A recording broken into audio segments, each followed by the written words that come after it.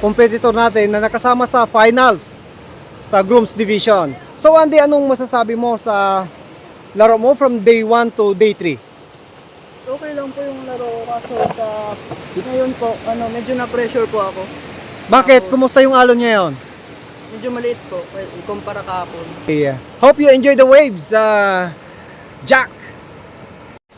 Kasama po natin ngayon si Kyle Torrente, isa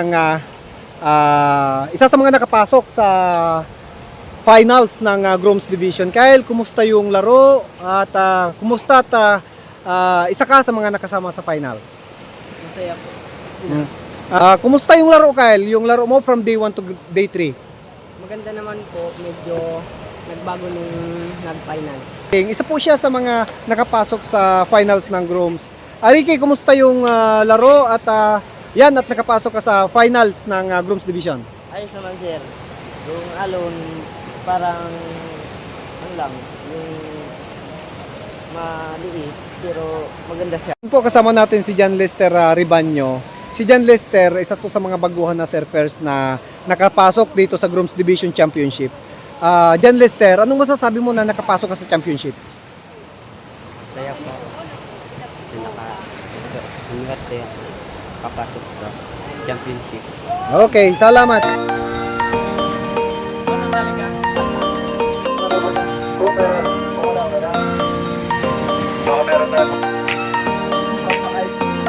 Kasama natin si Maria Dani Caprila. Isa siya sa mga nakasama sa finals ng Wahine Division. Kumusta yung experience mo sa competition ngayong 5th VST Orbitrack Surfing Tournament? Maganda, maganda. Kumusta ang alon? Maganda. Puro maganda. Kasama natin si Ate Irma Hagilet. Isa siya sa mga nakasama sa finals ng Wahine Division. Erms, kumusta yung mga rides at kumusta yung alon sa 5th BST competition? First time maka-ride ng malalaki. It's very good. Sometimes have a shoulder weight. But for me, it's scary. But it's okay. I can manage. Okay, Lijoy Atutubo. Isa po siya sa mga kasama rin sa Wahine Division na nakasama sa championship. Lab, kumusta yung nakita ko? Medyo mahaba yung rides. Kumusta yung rides natin ngayong araw na to sa championship? Maganda and super stoked kasi kahit ang lalaki ng alon, may mga malalaking wipeouts din pero nag-enjoy talaga. Nice! Yan, si April May Pantalyon, isa sa mga baguhang Wahine surfers natin dito. Ito ba yung unang pagsali mo sa competition na April? Opo, ito po. Kumusta yung experience mo? Nakakatakot po pero ang saya. Okay, thank you so much. Okay, good afternoon. I'm with Mr. Patrick Hagilet, one of the shaper of board in Baras Catanduanes. Pat being one of the shaper in Catanduanes and being here for almost how many years? What can you say about the waves in Catanduanes? Yeah, nice. Mostly not crowded. Only today a little bit too much crowded. Yeah, hope you're enjoying and you love to stay here in the Philippines. For sure. I love it.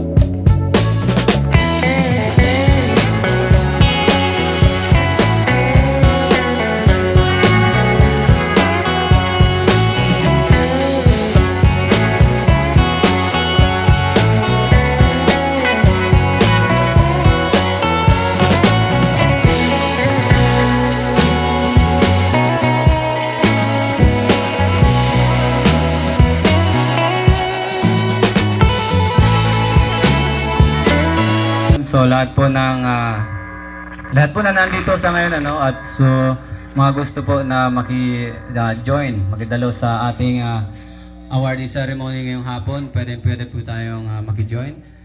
Ayan, pinaka-isa sa mga hinahangaan at kapitapitagan. Siyempre, one and only Mr. Cristanael from Purarano. So, i-announce na natin yung nanalo na third runner-up, 1.95. Walang iba, syempre ang asawa ng Mr. Schaefer and our main sponsor, Irma Ugule. Yeah!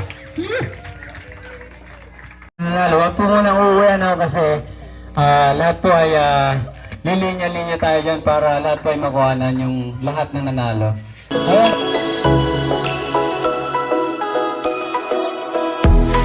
Second runner-up, walang iba po kundi si April May Sinyang Pantaleon. Wow naman si Sinyang.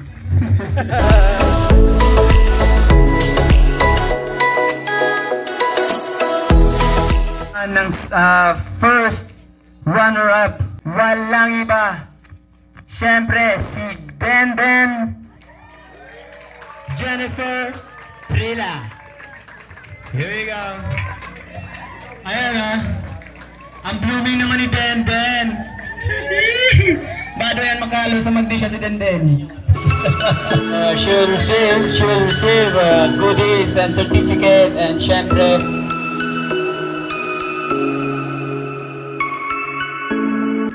eto na po ang itinanghal na Wahine Division Champion ngayong VST 2023. Walang iba ang asawa ng isa sa Legaspi Brothers, Lovely Joy Dawiz. She will receive a trophy, a certificate, cash prize, goodies. Brought to you by Legaspi family.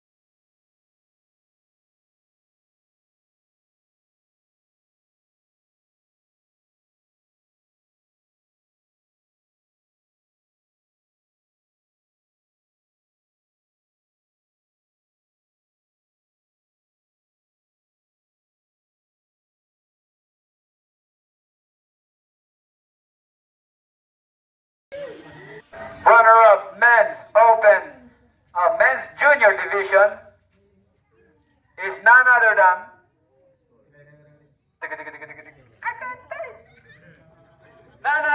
Key Angelo Susito. So our champion is John Mark Pamplona. Champion po si John Mark, yan o. Champion po si John Mark. Siya po ay only 16 years old. And syempre mga kalaban.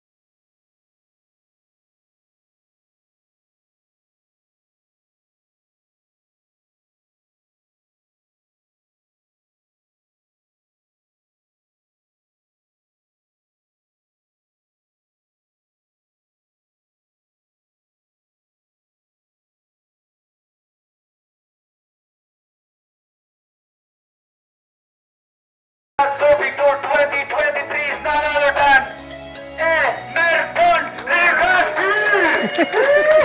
Siyempre ang pagaling kampiyon ngayon ay walang iba kundi ang kanyang nakatatag ng kapatid, Elvis Legazpi. Siya po ang 5th DST 2023 Champion Men's Open Division. Ayan o.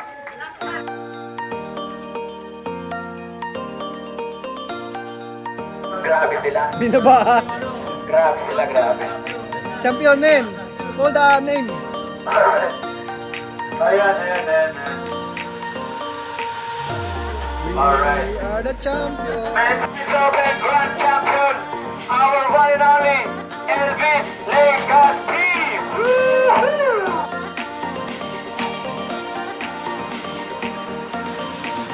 I would like to introduce you Mr. Patrick Ugule, all the way from Switzerland na nakapangasawa dito sa Catanduanes, and siya po ay local na ng Catanduanes. He is the maker and the shaper of our surfboards na ipapamigay sa mga bata. Ayan o. Siya po ang ating maker. Alright, a shaper. So yung mga kids natin, Sarapan mo. We would like to thank Mr. Patrick Hagilet for this surfboard. Si Sir Patrick, yun nga, isa siya sa mga shaper dito sa Catanduanes na naisipan niya na mag-donate ng mga surfboard sa mga bagong kabataan na gustong matuto mag-surfing. Actually, ito yung pinakauna, marami pa po, mayroon pa po kami sa Karamuran na ibibigay na shape na niya. So, priority natin yung pag-aaral ng mga bata. Pero yung sports, isa po sa programa namin dito pagtulong na rin po sa mga kabataan ng Magnesia, isuportahan sila kasi nakikita namin na yung ginagamit nila is plywood. So naisip po ni Mr. Patrick na tulungan, bigyan ng mapaglalaroan tong mga bata. Pero, number one, pero, pwede po sila maglaro only during Saturday and Sunday. After class, 5 o'clock, kung may araw pa na gusto nila maglaro, pwede maglaro. Nagtatapos yung surfboard na ibibigay, itutulong po namin hanggat may bibigay po kami, itutulong po kami para ma-develop ang sport dito sa mga bata ng barangay Magnesia. Salamat po. Alright, napakagandang mensahe at napakagandang regalo mula po sa ating one and only Shaper ng Catanduanes, Mr. Patrick Hugile.